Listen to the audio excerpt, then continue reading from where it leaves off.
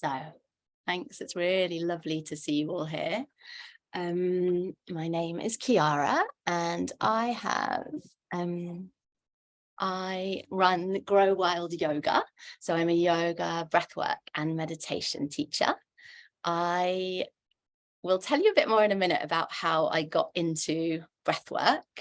I also work for Talk for Health. So I run a monthly group online for Talk for Health called Breathe and Share, where we mix breathwork exercises with the Talk for Health method of sharing, listening and giving feedback. And I can see a couple of you from Breathe and Share here today. It's really nice to see you all. So I come from a background, I used to work in international human rights law. So I was quite academic. I got a degree from Oxford University. I did a master's in international human rights law. I went out to work in human rights. I worked abroad in El Salvador, in Palestine, in Colombia, often in quite stressful situations. And when I got back to the UK, I came down with a virus suddenly, and it turned into ME, or chronic fatigue syndrome, which is a similar thing to what a lot of people are experiencing now with long COVID. Again, I'll talk a bit more about that in a minute, but that is basically why I came to breathwork, to meditation and to yoga as a way of finding solutions for health problems that didn't seem to have an answer in the traditional Western medical model. Basically, I'd go to the doctor. They were often very helpful, very empathetic, very compassionate, but just didn't know what to do with these kind of illnesses.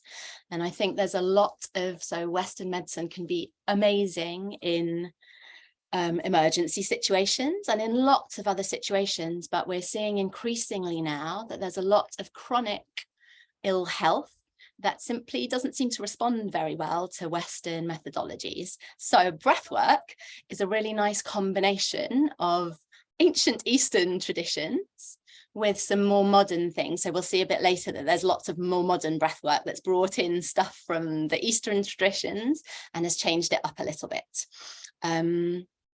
And these things seem to help quite a lot. I've definitely found in my own experience, breathwork, yoga, meditation were really the first things that helped me to really start to get better after I had ME, to really kind of take control a bit of my own symptoms, my own situation, and improve my health. I'm not saying that breathwork is some kind of magic cure-all, absolutely not, but I do think that it allows us some agency in situations where before maybe we didn't have much options, much agency, much ability to impact our own symptoms and our own health. So that's how I've got into breathwork.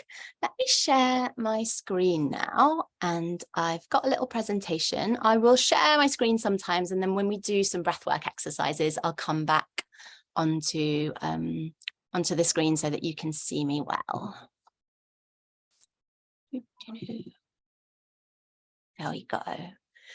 Okay, so our agenda for today. So I'll talk a little bit more about why I specifically came to breathwork and how I discovered the impact that it has on the autonomic nervous system particularly.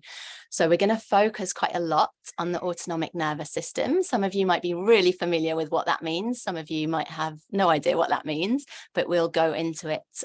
We'll go into it in a bit more depth and find out why breathwork can be so useful in helping to influence our autonomic nervous system. So I'll talk a bit more about me, a bit more about ME and the symptoms that I had and the way that breathwork helped. Then we'll have a look at the autonomic nervous system, and we'll have a look at why breath can be so powerful for it. We'll do a calming breath exercise after that. So we'll have a chance throughout the evening to practice some breath exercises, because I think that we can talk loads about breath work and you can hear about all its benefits and I can list them from here till the cows come home. But actually, the power of breathwork for me is in its impact on our own bodies. And you feel that by actually trying out some breathwork. Then I'll talk about some breathwork basics, and we'll go into some of the anatomy of breathing, talk about our noses, our mouths, our lungs, our diaphragms, and different things that have been shown to help support the body in terms of breathing. Then we'll try a couple more calming breath exercises, and then we'll talk a bit about helpful stress. So we can sometimes, so a lot of breath work can focus on calming and soothing, on making the breath long and deep, on soothing the system. But there are other types of breath work that help to switch on the sympathetic nervous system. That's our fight and flight response. And we'll talk a little bit more about when those types of breathwork exercises can be helpful and why they're helpful.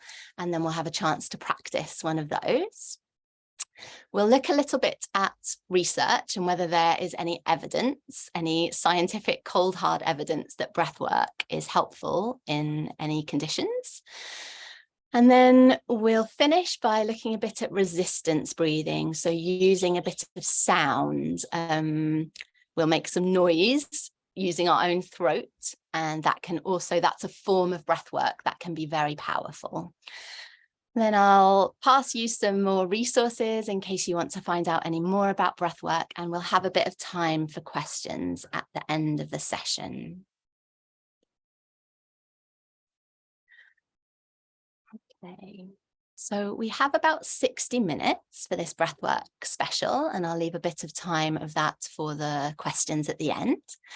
We will be practicing some breath exercises, so be prepared to try out some breathwork. I imagine that some of you have done breathwork before, and maybe some of you are new to breathwork. I would say just give everything a try. If anything doesn't feel appropriate for your body, then please feel empowered not to do it. So you know your body best of all. I will be, when I talk us through breathing exercises, I'll be offering some suggestions, offering some guidance. But if anything doesn't feel right for you, then just take a break, breathe however feels good to you. Don't feel like you have to follow everything that I'm saying if it doesn't feel right for you. Please make yourselves comfortable as well. So especially when I'm just talking and chatting, feel free to lie down if you need to, feel free to relax. And when we do the breathing exercises, it can be helpful to sit up. But if you want to do them lying down, that's absolutely fine as well. But if you sit up, it's a good idea to have both feet on the floor. So if your legs are crossed, then I would just uncross your legs.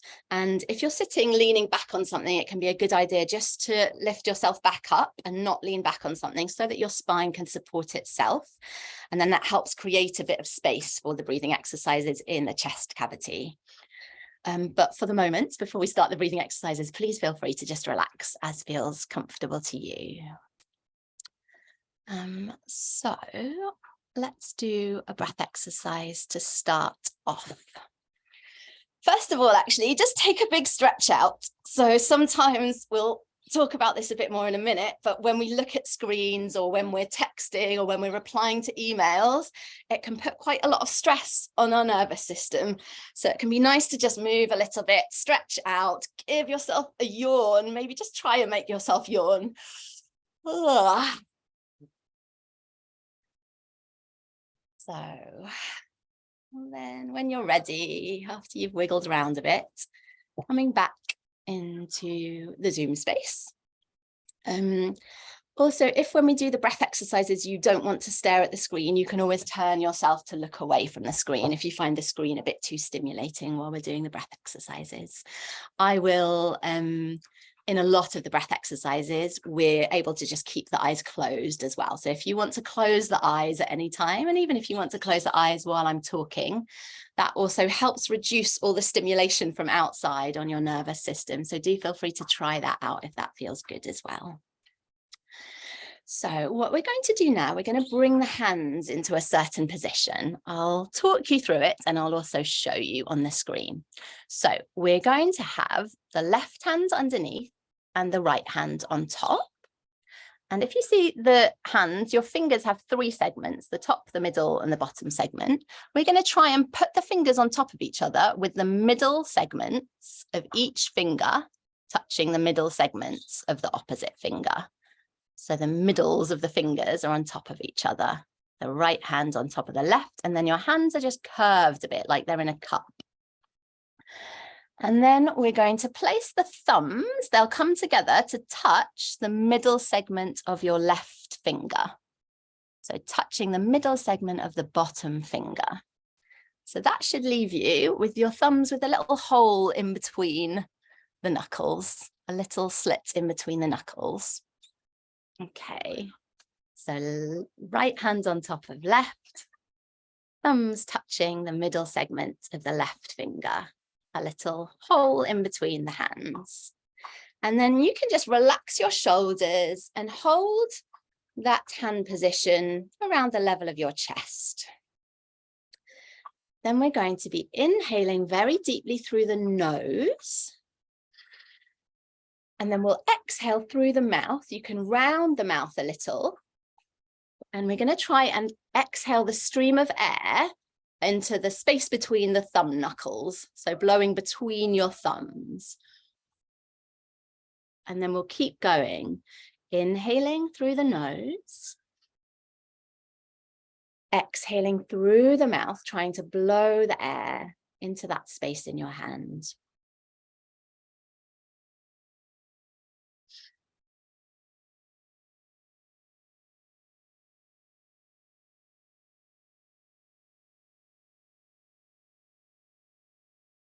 You can allow your eyes to close down if that feels good, or just soften your gaze and keep that breath going.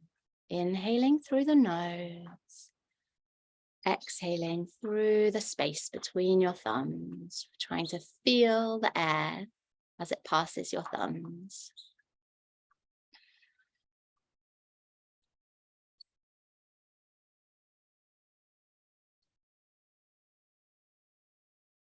And as you breathe, try and make your exhale a bit longer now. Make the exhale really, really long.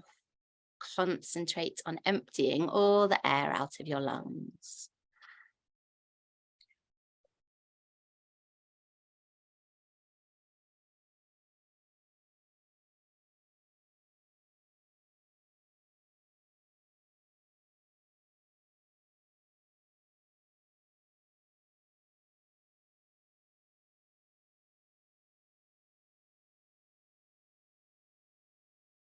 We're going to go for about 30 more seconds. And in this time, making these exhales the longest and deepest you can. Really seeing if you can empty out right to the bottom of your lungs.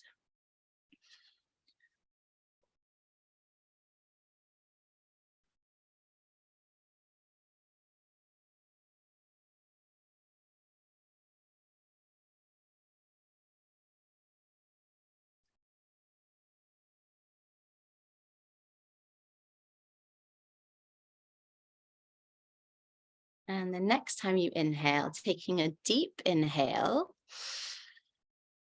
holding the breath in for a moment, seeing if you can lengthen a bit through your spine, trying to create space in the spine.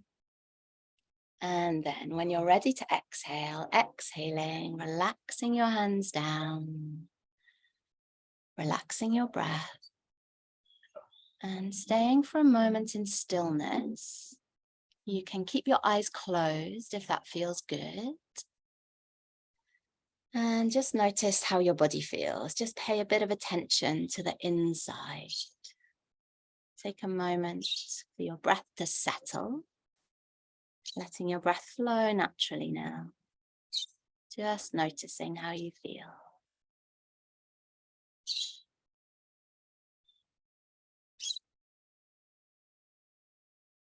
And then when you're ready, we'll take a deep inhale. And exhale and come back into the room. You can open up your eyes, wiggle around a bit if you want to. And then I'll share my screen again.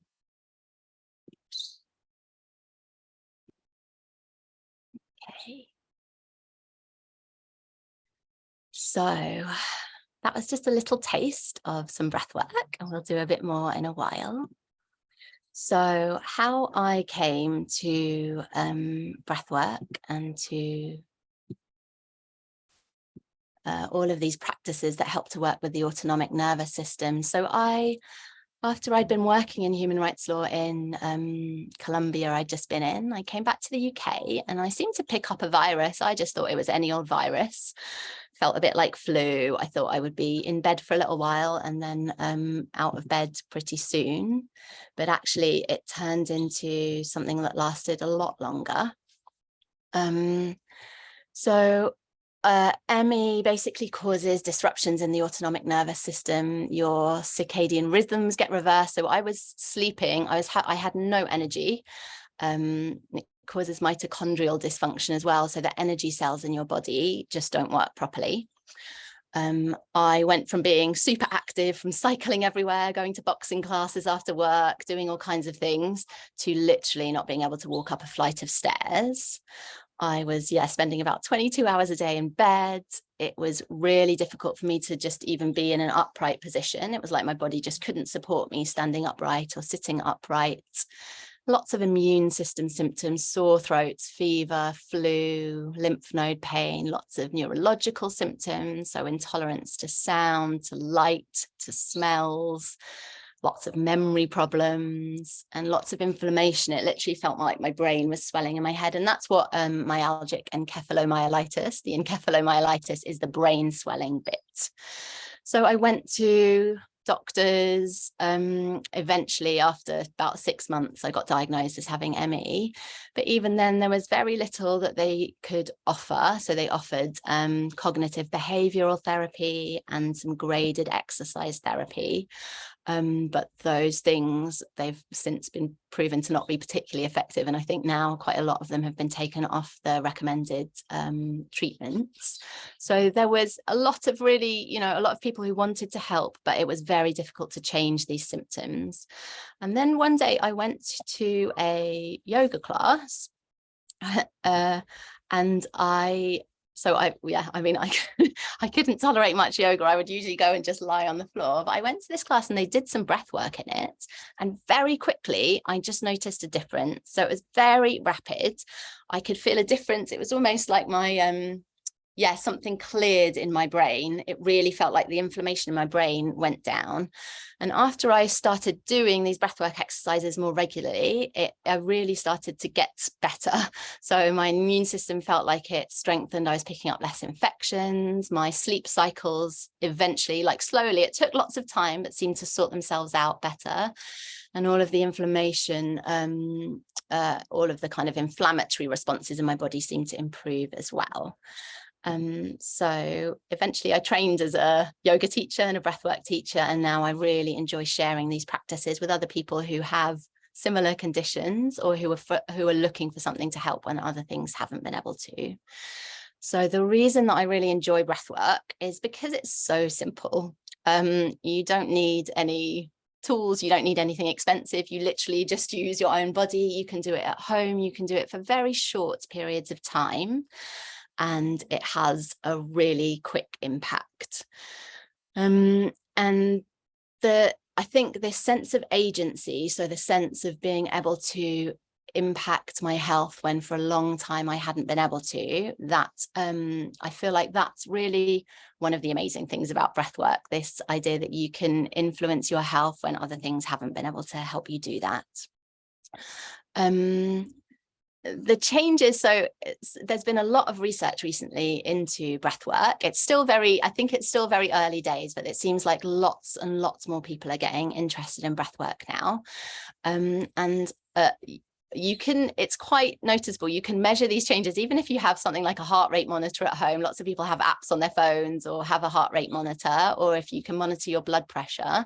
When you do some breath work or some calming breath exercises, very often you can see the changes in your heart rate and blood pressure immediately.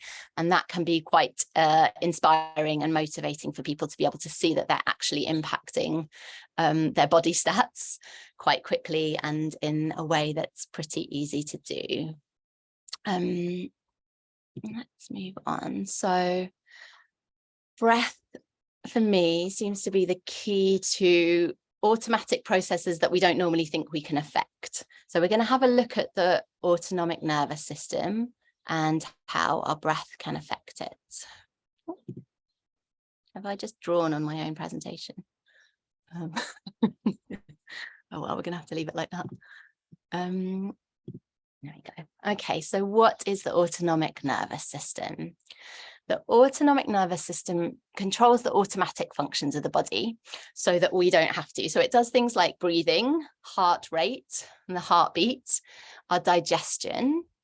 And this is really important because obviously if we had to think every time we needed to breathe, we wouldn't be able to do anything else. We wouldn't be able to sleep. We wouldn't be able to rest. We wouldn't be able to do anything else. So the autonomic nervous system plays a really vital role in our body, and it frees up our energy for higher level cognition and for other activities. But breath is the one part of the autonomic nervous system which we are able to exercise some control over. And when we do that, when we bring our attention to our breath, when we do different kinds of breath practices, we can also help to affect other autonomic functions, such as heart rate, such as digestion. So there are two branches of our autonomic nervous system, and they do opposite things and they balance each other. So we have our sympathetic nervous system. So that's this one on the left-hand side in red. The sympathetic nervous system gets us ready for action. So it would have been, in the old days, what we used to run away from danger. So if there's a tiger or a lion coming and chasing us, that's what would switch on, the sympathetic nervous system, and we would automatically either run away, so fight, flight, freeze, or fawn response. What happens is that our pupils dilate, our heart starts to beat really quickly, our breath goes faster, and we get this sudden release of glucose so that we have energy quickly for whatever we need to do.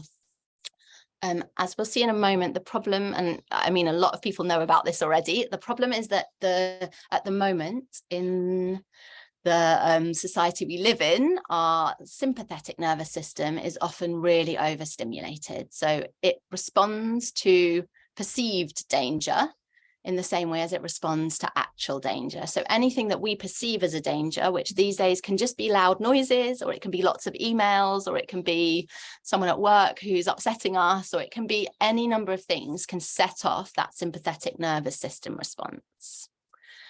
The parasympathetic nervous system is our rest and digest response. So it's what our body needs before we eat, before we go to sleep.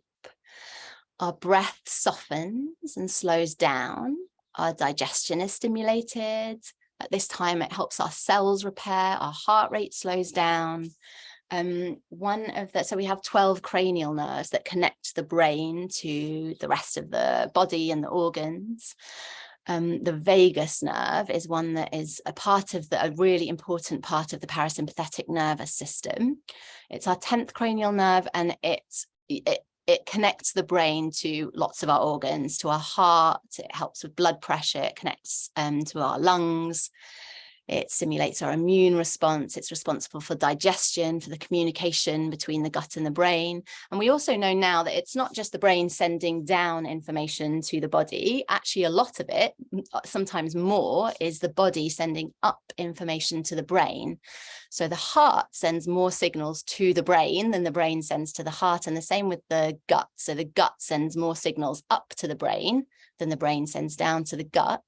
So our heart and our gut are, in a way, other forms of our brain, and they can let the brain know how to behave. So it's not just our brain telling our body how to work, but actually it's much more complicated than that. And it does mean then that our body, our lungs, our gut, our heart are able to help influence the neurotransmitters that are released from the brain. So when we use breathwork to calm the heart, we're also calming the brain down. So as I was saying, at the moment, what seems to be happening to a lot of people is that we have chronic overstimulation of the sympathetic nervous system. So we're going around and we're really on high alert all the time. Something interesting I was reading about was something called email apnea. So there's a researcher called Linda Stone who has written about this. So apparently when we look at our emails or reply to emails, there's a response in the body to hold the breath. So that activates the sympathetic nervous system. And it happens as well. There's other studies that show when we're texting. These are just small scale studies, but they're interesting nonetheless, that show that we hold our breath or we breathe in a really shallow way when we're engaging with texts, emails. It's almost this fight or flight response that comes in straight away. So there's many breath practices now that focus on helping to activate the parasympathetic nervous system. Things like breathing through the nose, slowing our breath rate down. Ideally, we need a good balance between the sympathetic and the parasympathetic nervous system. We need to be able to switch easily and smoothly between this state of activated alertness and this more restful state. So what we will also see is that we can do breath exercises that help us to activate the body. And then that allows us, when we activate the body in a controlled way, that can help us to switch back and forth between this sympathetic and the parasympathetic states. And then that helps us when the body gets into this tense sympathetic state to allow the body to rest. There's a really great book by James Nestor called Breathe. I've put it on, I've got a little resources list at the end that I've put that on. He talks a bit about transition times.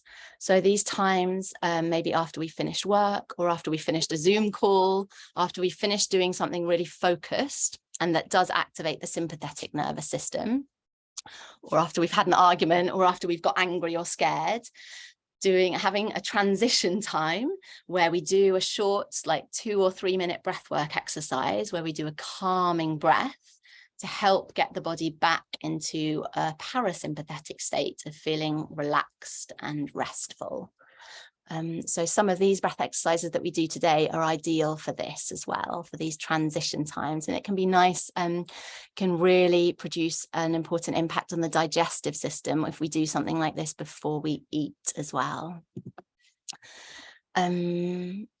Just very quickly, I guess, what's breath work? So what is all the fuss if we breathe all the time? Why is everyone suddenly talking about breath work? So breath work is breathing in a more controlled, conscious way so that we can affect changes in our mind, our body, and our emotions.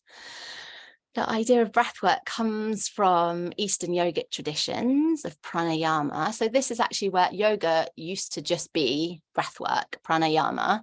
It's only been in the last maybe 100 years or so that yoga has started to involve much more movement. Before it used to be about breath control. So what can we do with our breath? We can change the location of where we breathe. We can change it up between the nose, the mouth. We can work with different nostrils. We can change the rate of our breath. So we can consciously quicken the pace of our breath, or we can slow the pace of our breath. We can play around with the ratio between our inhale and our exhale.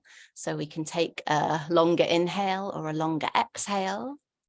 We can use breath retention, so holding the breath in or holding the breath out. When we hold the breath in, that often has a more sympathetic nervous system response. And when we hold the breath out, that often works more with the parasympathetic nervous system. And we can also, like we're going to do a bit later if we have time, we're going to use sound. You can use sound to vibrate the airways and to help lengthen the breath. I think we're going to skip through this one. So yeah, nostrils and the autonomic nervous system. So in yogic tradition, yogic methodology, our left nostril relates to calming, cooling, soothing, which equates now to the parasympathetic nervous system, so our rest and digest response. So when we breathe, when we inhale through the left nostril, that can help to stimulate the parasympathetic nervous system. The right nostril relates to our sympathetic nervous system, so that activation and alert response. And it can be helpful to breathe through the right nostril, inhale through the right nostril if we need to focus, or if we're kind of, our mind is all over the place and we want to become more alert. It can be good to breathe through the right nostril. So we're going to try a bit of that now. So left nostril breath for me is one of my favorite breath exercises. I use it so much, and I used it a lot, especially at the beginnings of recovering from ME, to calm and soothe I had like a really overactivated sympathetic nervous system. I would get constantly into this tired and wired state where I'd be exhausted, but my body was in high alert, so I couldn't rest. And so I'd use this breath exercise quite a lot. So what we'll do, you might want to blow, if you've got a blocked nose, then do get a tissue and just blow your nose before we begin. And if your nostrils are blocked and this feels challenging and it's not very easy for you, you can always just do some long, slow, deep breath instead. But what we will do is inhale through the left nostril and exhale through the right. I'll stop sharing now so you can just see me. So I would, again, just give yourself a little shake out if you need to. And then come to sit. If you're sitting, then have both feet on the floor, or you can always, if you do yoga and you like to sit cross-legged, you can always come to sit cross-legged. Or you can do this one. This is a really good one to do lying down. So this one you can do in bed before you go to sleep as well. So if you feel tired and you really want to relax for this one, you can also lie down. And then what we'll do, we'll bring the right hand up towards the face, and we're going to use the thumb to block off the right nostril. You can either press on the side or you can block underneath. I really like blocking underneath. My thumb seems to fit well into my nostril. So feel which one feels good for you. And then we're going to inhale very deeply through the left nostril. And then we'll switch, and you can use whichever finger you like. I like to use my ring finger to block off the left nostril now. And we're going to exhale through the right nostril. And then we'll keep that going. So we're inhaling left, exhaling right.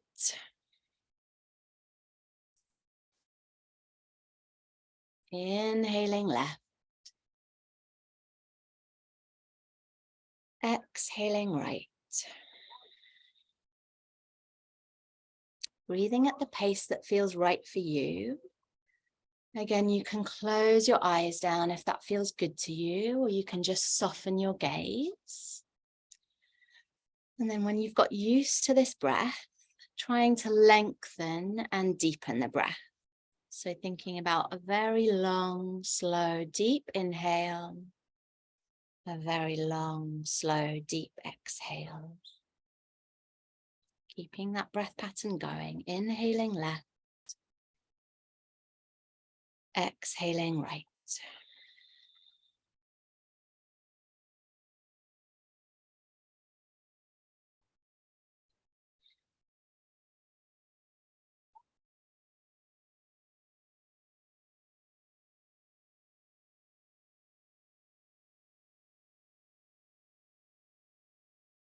And as you breathe, try and think about bringing the air right down into your belly. Obviously, we don't actually breathe into our belly, but we have the feeling of expanding the belly when we breathe in, and of pushing the belly back in as we breathe out.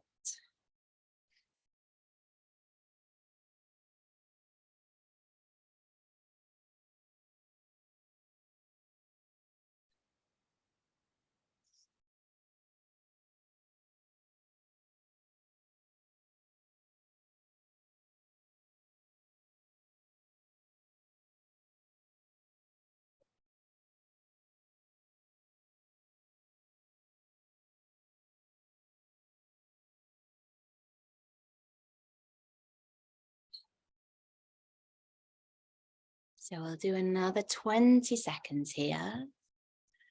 Again, making these breaths as long and deep as you can now. Using the muscles of the belly to expand with every inhale and pushing the belly back in with every exhale.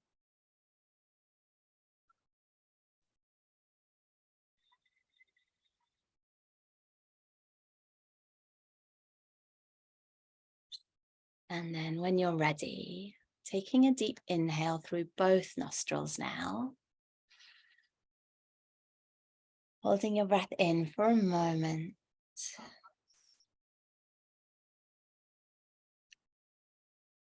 And then when you're ready to exhale, exhaling, relaxing your hands and your breath. And again, taking this moment of stillness.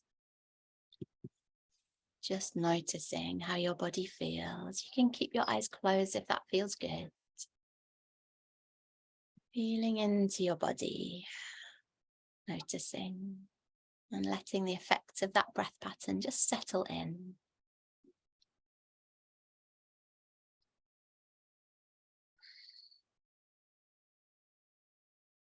And then when you're ready, we'll take a deep inhale and exhale. And then opening your eyes up slowly, wiggling around if you want to. And coming back into the room. So that's another kind of calming breath exercise, one that's really good before bed or before eating, or just when you need to calm down. I'm going to share my screen again now. Okay. So, some basic breathwork tips. So some very simple ways to help our breath work better for us. So, I put 3 tips for healthier breathing and then I added one on at the end. So we've now got 4 tips for healthier breathing. So the first one is to breathe through your nose as much as possible. So we're going to talk about all of these in turn. I'll just go through them all and then we'll talk a bit more about each one. So breathe through your nose as much as possible.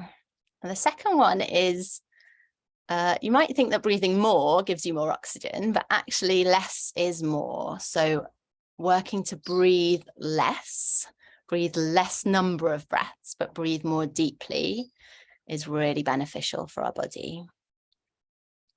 Number 3, focus on the exhale for calming. So lengthening the exhale when we need to feel a little bit calmer or activate the parasympathetic nervous system. And then the last tip is to try some breath holds. So we've been doing a little bit of that at the end of these last 2 exercises that we did, where we inhale deeply and then hold the breath in for a moment. And holding the breath in and holding the breath out has numerous benefits that we will go through in a little bit as well. But it's mainly about carbon dioxide tolerance. So let's go into those in a bit more depth. So breathe through your nose as much as possible. What is so good about breathing through our nose? Well, the nose was designed for us to breathe through. It's like our air filter. So when we breathe through the nose, there's tiny hairs in the nose which catch any particles in the air that we don't want in our lungs. When we breathe through the nose, it also helps humidify the breath, so it warms it up, it brings a bit of moisture into it, and then that means that when the breath reaches our lungs, it's already at room temperature, so the lungs don't have to work so hard with the breath. It means we can absorb a bit more, we can work with the breath more easily in the lungs.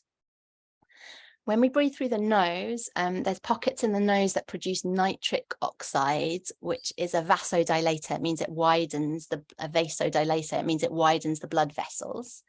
And that can help to improve oxygen circulation through the body.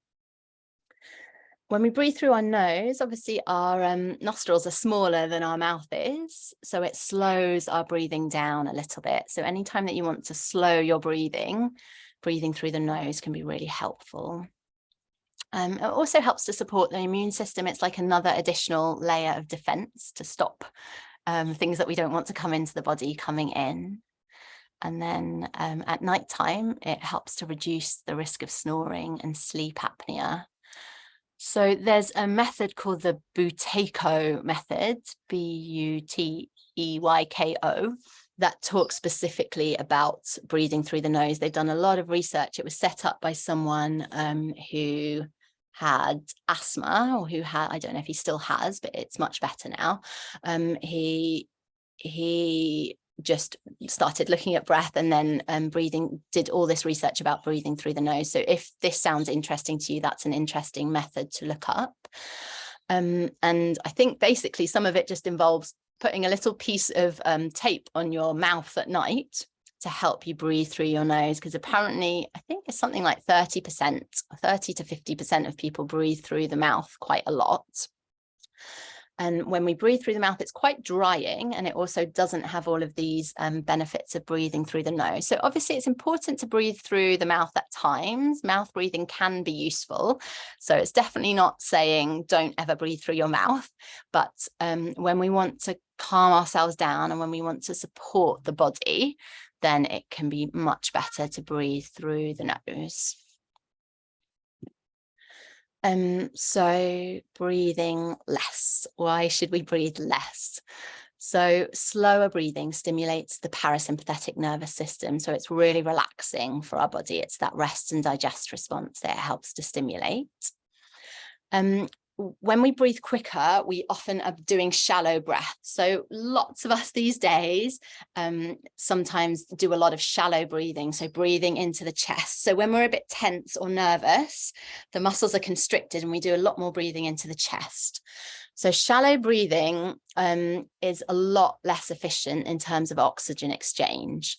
So the lower lobes of our lungs are much better at oxygen exchange. So when we breathe deep, and we breathe further down into our lungs, that oxygen exchange is improved. And so we get more bang for our buck, basically. For less breaths, we're getting more oxygen. So I think the typical breath weight, it really varies, but most people breathe between 12 and 18 breaths a minute. If we're breathing at 20 breaths a minute, so if we're doing like quite a fast, shallow breath, then 50% of the oxygen is absorbed into our bloodstream. If we're doing 12 breaths a minute, then it's 75%. And if we're doing 6 breaths a minute, then 85% of the oxygen gets absorbed into the bloodstream. So it's quite a big difference. So a rate of around 6 breaths a minute is really optimal for that kind of oxygen exchange. So 6 breaths a minute equates to 5 seconds breath in, 5 second breath out. So that can just be useful to know, and you can try that. And it's definitely not saying you have to breathe like that all the time. And if you're used to breathing much more quickly, then obviously this takes some time to do. But any reduction in the rate of your breath, when you start to breathe more deeply and breathe a bit less quickly, then that can really help with oxygen exchange. There's a practice that I do every day now called 1 minute breath. And so that's inhaling for 20 seconds, holding the breath in for 20 seconds and exhaling for 20 seconds. So you're just breathing once in a minute. And that means you have to breathe very, very deeply into your lungs. It took me a long time to work up to it. So it took me, I'd start, at maybe 10 seconds. And then I spent time just working very, very slowly, adding a second at a time and working up to it. And I find for me that breath exercise is probably my favorite breath exercise. It's one that I do every day. Really feels like it makes a difference to my body. And I do remember when I had COVID, actually, I was getting really bad inflammation. Everything was feeling very, very inflamed. And I sat and did 1 minute breath as best as I could for a while. And I could just feel the inflammation coming down. So it really, for me, I've come to all these breathwork exercises by doing them a lot and trying them. And I've just found that they have really profound impacts. So how do we breathe deeper? What do we need to work with in order to breathe deeper? The diaphragm muscle is really important. So the diaphragm, the thoracic diaphragm is underneath, can you see me? Yeah. So the diaphragm is underneath the rib cage. It is our primary muscle of respiration. So it spans the whole breadth of the body from one side to the other, and it goes along the edge of the rib cage. It attaches to the xiphoid process, which is that sticky out bit at the front of the rib cage. And then it goes all the way back round and into T12 in the thoracic spine. So it separates the chest cavity from the abdominal cavity. So our heart and lungs are in the chest cavity on top of the diaphragm. And our organs of digestion and excretion, elimination, stomach, liver, intestines, kidneys are below in the abdominal cavity. And amazingly, when we have effective movement in our diaphragm, it really helps with our lymphatic system as well. So it helps to remove lymph fluid. So what should be happening with our diaphragm is that so you can actually feel a little bit into your diaphragm if you want. It can feel a bit uncomfortable. So if you put your hands on your rib cage and then you just feel underneath the edges of your rib cage. That's basically where your diaphragm is. It can feel a bit uncomfortable, but maybe just feel in so you get an idea of where it is. And then on the inhale, our diaphragm contracts. So usually it's in this dome shape that kind of follows that dome of the rib cage. When we inhale, the diaphragm contracts and it flattens out so that it's making more space in the chest cavity. And then because there's more space in the chest cavity, that means there's less pressure. And so there's more pressure on the air outside. So air can flow, air rushes into the lungs. So it basically pulls air into the lungs because we're creating a space of less pressure within the chest cavity. So that helps. If we can really move the diaphragm well, it means we don't have to make such an effort with breathing because we're creating this space of kind of where the pressure is lower inside the chest cavity, so it pulls the air in. And then on our exhale, as we breathe out, the diaphragm relaxes and it goes back into that curved shape here. So I think it can be really nice. I'll stop sharing for a moment, and so you can just maybe see where I am. So just have a feel, put your hands on your rib cage. And think about that. So think about every time you inhale, let's inhale and exhale through the nose if you can. Every time you inhale, think about your diaphragm flattening and moving down to create space in this chest cavity. And every time you exhale, think about the diaphragm relaxing and coming back into this curved shape. And put your hands on your rib cage so that you can really feel what should happen is that your rib cage should expand in all directions. You should be able to feel it expanding outwards as well as forwards and backwards.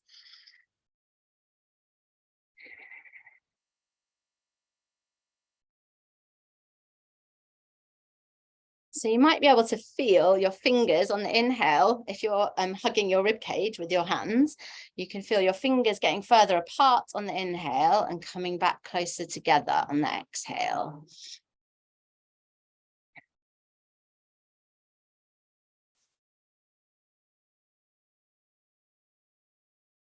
Okay, so that can just be it's just good to have a little bit of awareness of how our diaphragm works. Let me share the screen again.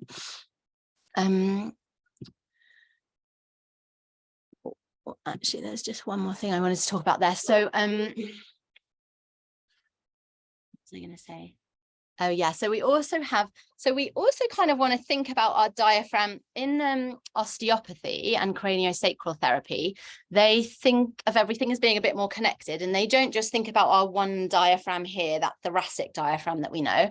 They think about 5 to 8 diaphragms actually, but the ones that we might want to think about are the pelvic diaphragm, so the pelvic floor muscles. So that separates like down from the like pelvis and up the abdomen. And we can help with the pelvic floor. It can do that same movement as the thoracic diaphragm. So moving down as we inhale to create more space, because as we inhale and create space through the chest cavity, we need to make space as well through the abdominal cavity. And if we move the pelvic floor down a little, that can help with creating more space. And then we also have this cervical diaphragm that's in our throat, neck area. And again, we can just think about that movement here to help create space in the chest. So it really just means lengthening and lifting and expanding sideways with every inhale, and then bringing everything back in towards center with every exhale. So what else? Focusing on the exhale. So the exhale is calming for the body and stimulates the parasympathetic nervous system. So it can be good to take some long exhales before we go to sleep or before eating, like we've talked about. And during those transition times, so maybe if we've been on a Zoom call, or if we've been working hard, or if we've been doing something really concentrated, taking some time to focus on the exhale. So there's something called the 4-7-8 breath, which someone called Dr. Andrew Weil talks about a lot and has popularized. So let's try doing that one for a moment. So what it involves is inhaling for a count of 4 through the nose, holding the breath in to a count of 7, and then exhaling to a count of 8 through the mouth. And if that feels like too much, you could do 4, 5, 6. So just seeing what feels right to you. So again, giving yourself a little shake out if you need to, coming to sit in a position that feels good, like you've got space for breathing. And again, if you want to close your eyes, please feel welcome to. We'll do this one together, and they recommend just doing 4 rounds of this breath. So we'll do 4 rounds together. I'll talk us through it. So when you're ready, let's inhale through the nose to a count of 4. 1, 2, 3, 4. Hold the breath in. 2, 3, 4, 5, 6, 7, and exhale. 2, 3, 4, 5, 6, 7, 8. Inhale through the nose. 2, 3, 4. Hold the breath in. 3, 4, 5, 6, 7. Exhale through the mouth. 3, 4, 5, 6, 7, 8. Inhale through the nose. 2, 3, 4.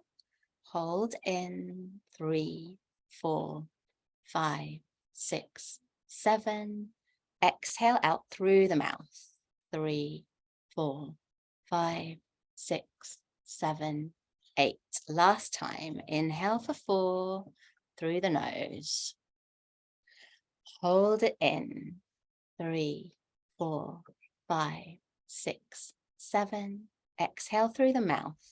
3, 4, 5, 6, 7, 8. And then take a deep inhale. Exhale. And sit for a moment. Again, just letting the effects of that breath pattern settle in. And then when you're ready, giving yourself a shake out, coming back to the room. I'll share my screen again. I've just noticed the time. I'm going to have to hurry up. Okay, so then we can also try some breath holds. Those can be really useful. So you can try just holding your breath in or holding your breath out and relaxing while doing it. So this helps build up carbon dioxide tolerance. Allowing a little carbon dioxide to accumulate in our blood has quite a few benefits. So it can open up the blood vessels. It can help to activate the parasympathetic nervous system, so our rest and digest response. It can help the oxygen get delivered throughout the body. It can increase our heart rate variability. So that the heart rate variability is basically the difference between your heart rate when it is stimulated in that sympathetic state and when it is relaxed in that parasympathetic state. And it helps to increase vagus nerve function. And we know how important, we talked earlier about how important the vagus nerve is in the parasympathetic nervous system. So I'm not going to talk too much more about that just because we don't have time now. But Patrick McEwen has some interesting work on this, and I've put his book in the resources page. I think we're going to have to skip this breath exercise. We'll do another breath exercise in a minute. So let's think about helpful stress. So we've done a couple of slower, calming breath exercises. Now we'll do a more energizing one because it can be really helpful to switch on the sympathetic nervous system as well. So I talked about a bit at the beginning that it can help. It's really helpful for the body to know how to switch back and forth between the sympathetic, the activated state, and the parasympathetic, the relaxed state. So what happens at the moment with this chronic sympathetic nervous system activation that we have is that we're like that all the time. We're chronically activated in the sympathetic nervous system, and then it's very difficult for the body to switch over into the parasympathetic relaxed state. But what we can do is use a little bit of this stressful, so it's a quicker breathing often to activate the sympathetic nervous system. And that can be quite energizing, clearing, clarifying. It can help to shift emotions as well. And when we use it in a small measured way, and when we're doing it consciously, it can help us with that switching back and forward between the sympathetic and the parasympathetic states. So it's quite important, I find, when you've done some activating breathing for the sympathetic nervous system, so quicker breathing, or more quicker breathing, basically. It's important to have a rest afterwards as well, so that you can allow the parasympathetic nervous system to balance. And that's what a lot of these, so I imagine that a few of you have heard of Wim Hof, who does the cold water, jumping in loads of cold water, swimming in cold water, in ice baths. He's broken all kinds of records of like holding his breath in frozen lakes, and pretty amazing feats. He has breath work that's so basically you do a little bit of what's kind of like hyperventilation. So you breathe quickly in and out, and you do that about 30 times, and then you hold your breath out for quite a long time. So what you're doing there is stimulating the sympathetic nervous system, and then with holding the breath out, you're helping to stimulate the parasympathetic nervous system. So it's balancing those up a little bit. And actually, Wim Hof has done some really interesting work. So he's got a lot, because he's been able to do these things that nobody thought was possible. He has got quite a lot of scientific interest, and they've started to do quite a few studies. And they have shown, it looks like they've shown in some of these, that Wim Hof and also some of the people who practice his method have been able to voluntarily influence the autonomic nervous system and the release of neurotransmitters. So it's things that people didn't think we could influence voluntarily before.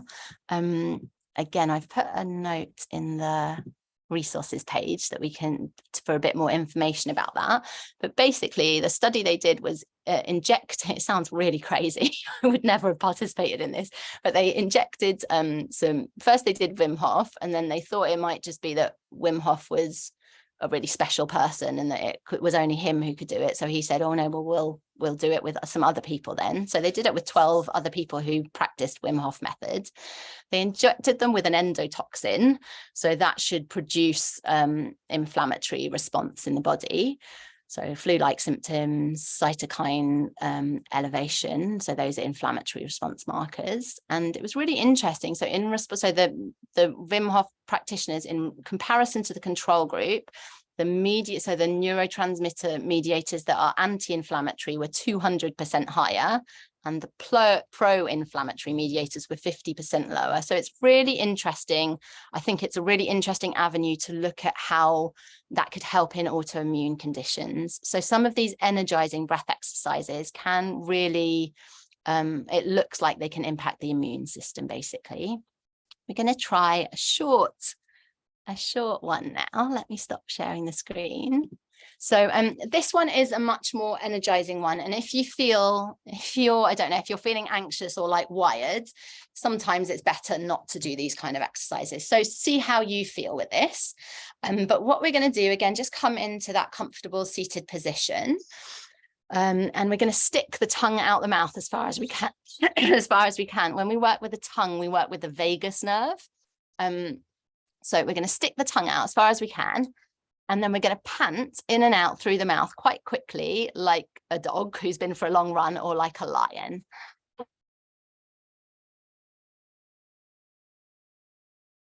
And try and get the breath to come from your belly, from deep in your belly.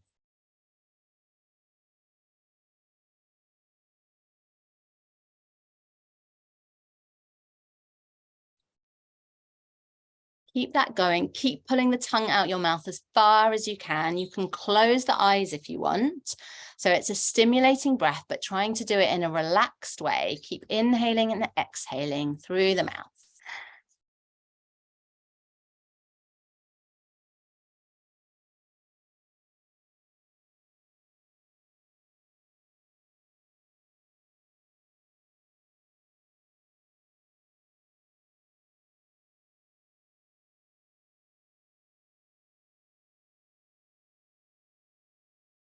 We'll do this for 20 more seconds, sticking the tongue out the mouth as far as you can. Keep panting.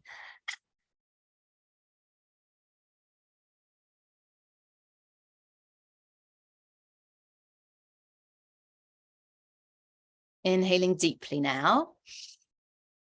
Holding the breath in for a moment. And then in a moment, we're going to exhale as a cannon fire. So shooting the breath out through rounded mouth. Inhaling again deeply. Holding the breath in.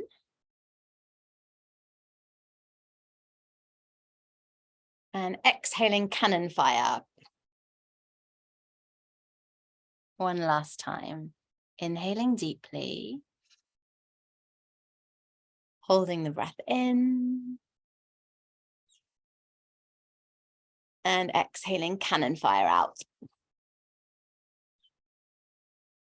And then relaxing your breath, letting it return to relaxed breath in and out. And just taking a moment to notice how your body feels. Taking a moment to integrate. Seeing how you feel.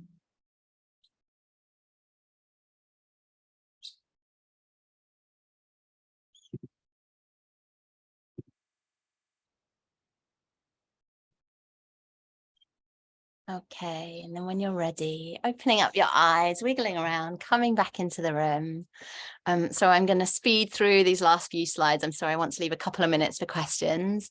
Research, is there any evidence? So yes, there is quite a lot of evidence now, and I've included, I can ask, I'll send round the little resources page that I've put together. There's some very interesting research into this, but we do need more research, and there's not really enough at the moment to show the exact mechanisms behind everything. There was a good meta-analysis of breathwork trials for stress and mental health. So a meta-analysis is an analysis of all kinds of research that have been done already, looking at whether there is evidence shown in the research that's been done already to support a specific thesis. And what it showed in this meta-analysis this year was that breathwork is associated with lower levels of stress than control conditions, and also with lower levels of self-reported subjective anxiety and depressive symptoms. But we need more nuanced research approaches and less biased study designs so that we can tell the difference between the hype of breathwork and the actual evidence that we have. So I found that quite interesting. So I think there'll start to be more and more research into breathwork coming up. I think one good thing about breathwork is that there are very few side effects to breath work. So especially with the long, slow, deep exercises and the calming breath, it's not going to do anything bad. So I would say, even if there's not research directly to show that it's helpful in particular conditions, I think it can be helpful to give it a try and see how it feels in your body. Oh, we're not going to have time for this one. Sorry. I'll record a video of this one and I'll put it on my YouTube so that we can have a go at this one with sound. But basically, singing, chanting, humming is also a form of breath work. It's like resistance breathing. So we're creating the sound by tightening our vocal cords, restricting the flow of air, and that creates vibrations.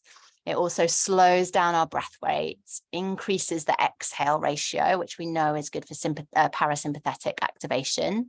And it helps the muscles used in exhaling, because we often overuse the muscles used in inhaling in our breath and we don't work on the exhaling ones. So when we sing, chant, hum, it can be really helpful for all of those things. So here were some resources. I will send these out to you so that you can have a look if you're interested. Some research articles as well. And then I think I've only left a few minutes, I'm sorry, but if we have just a couple of questions, we have time for just a few. Please feel free to raise your hand virtually. Just before we go for questions, I'm going to pause. I'm just going to stop the recording. Oh, yes, please. Thank you. And then we'll go for questions.